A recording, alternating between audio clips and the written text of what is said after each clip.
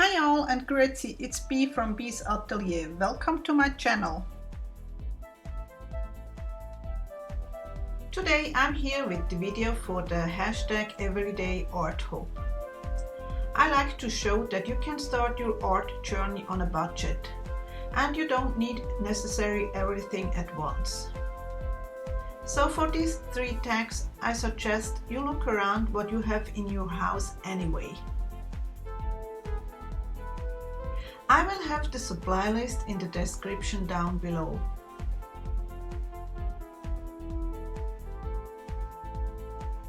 I start with this cardboard from a cereal box and make 3 tags in the size 3 1/4 by 6 1/4, which is a standard size for shipping tags. Of course, you can feel free to make any size you want. And by the way, I did speed up the video most of the time 4 times. And I also did edit out the repetitive things. I don't really work that quick.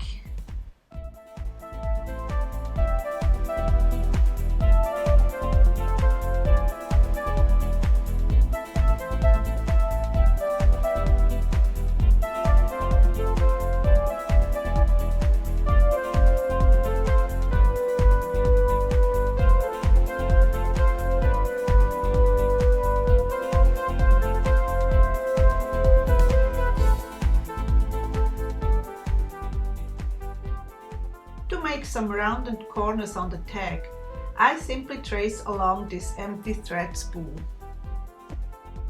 Next I mark the middle and then punch a hole with a paper punch from the office supply.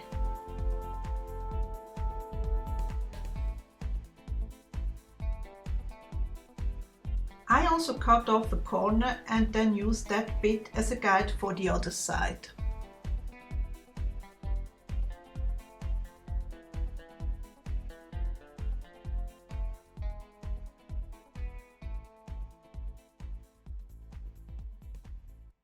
Before I add the acrylic paints, I sand off some of the glossy prints with a nail file. This way I make sure that the paint stays better. For my embellishments, I use magazine or catalog pages instead of scrapbook papers. You could also use gift wrapping paper or cards. Just look around for colors and shapes you like.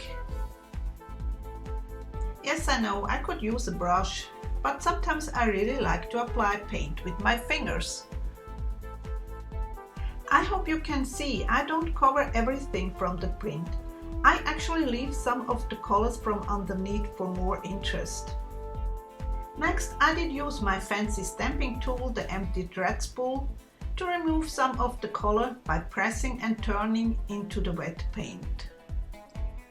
And I did the same thing with that piece of a shelf liner. For the next tag I added some blue paint and mixed it with the green from before.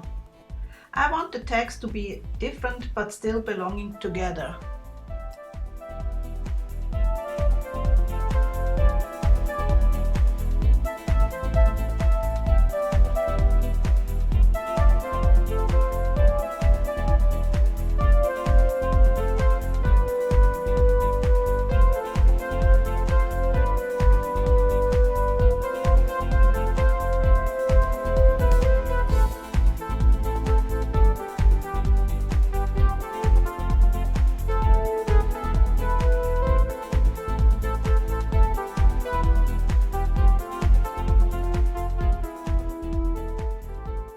The first layer of paint is dry and I use again the fancy stamp tool.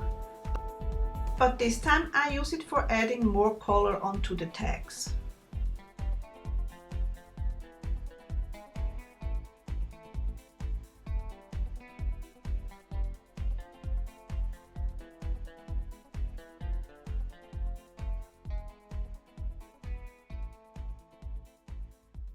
Next I want to add some patterned papers to the tags. I simply tear them for a more interesting edge.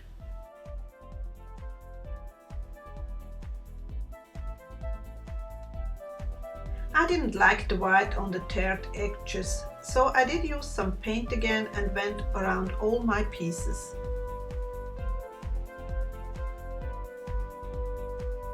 To jazz up the text, I wanted some red flowers. I traced around that tube to make circles and then cut them out.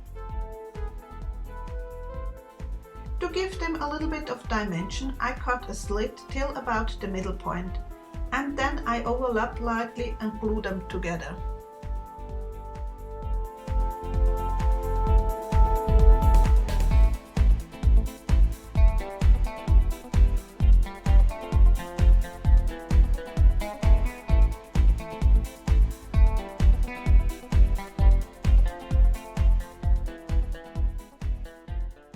I also wanted some butterflies.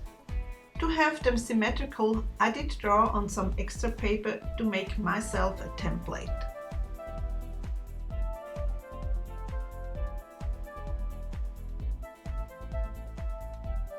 Here I'm making a smaller version of the butterflies.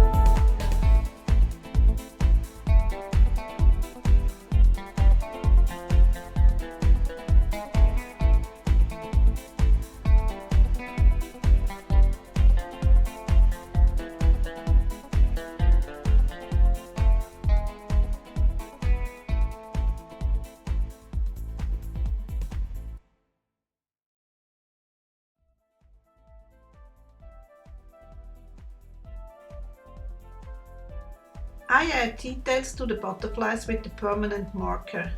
I also use it for painting the edges.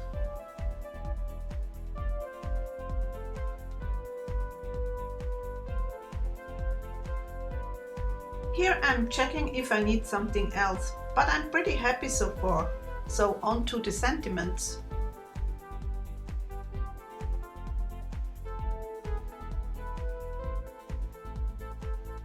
I would suggest that you first invest in an alphabet set and a black or brown permanent ink.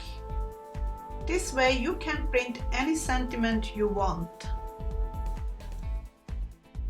And if you don't have it yet, you always can use your handwriting with a permanent marker too.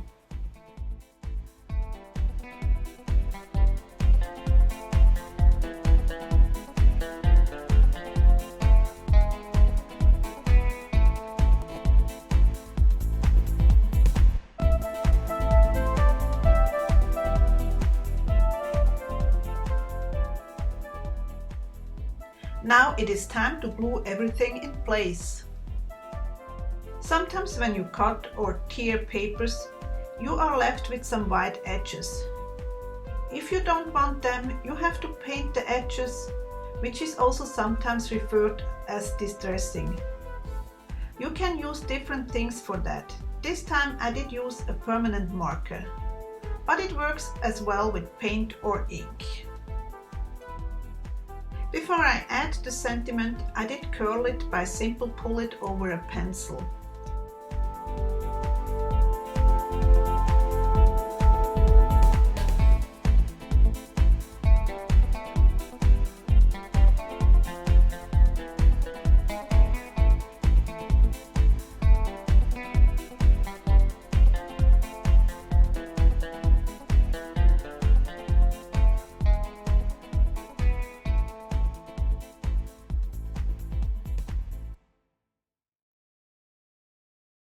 I don't want the embellishment flat on the tag, so I add glue only in certain places.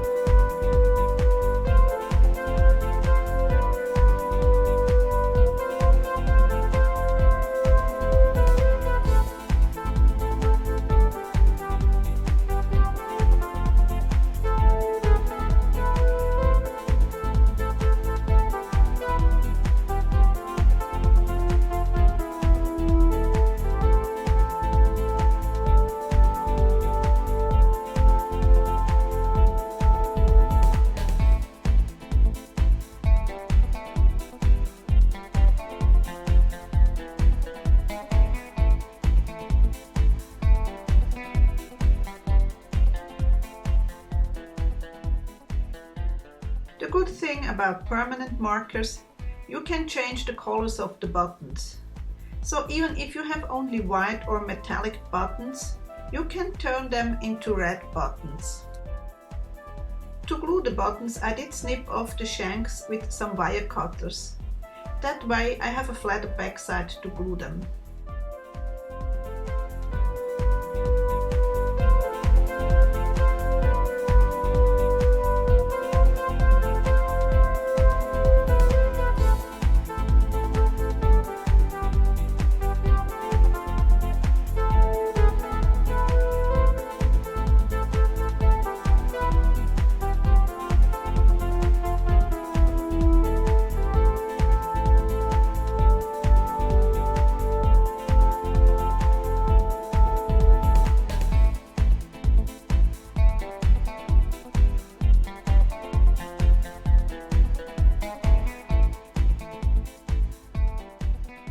I did rough up the edges from the tag with the scissor before I used the black marker. It is up to you whether you like the grungy look or not.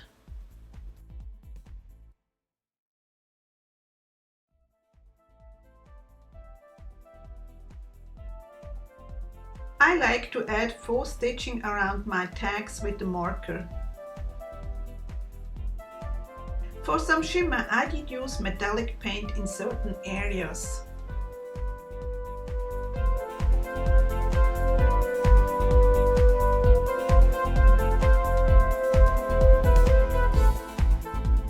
So even if I try really hard, I always get a messed up backside.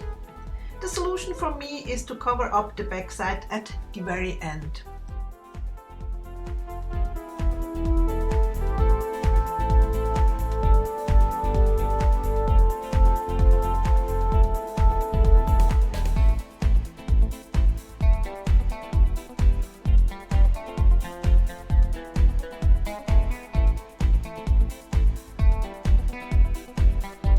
I kept this ribbon from a gift, and now I cut it in 3 equal parts to use it for the tags.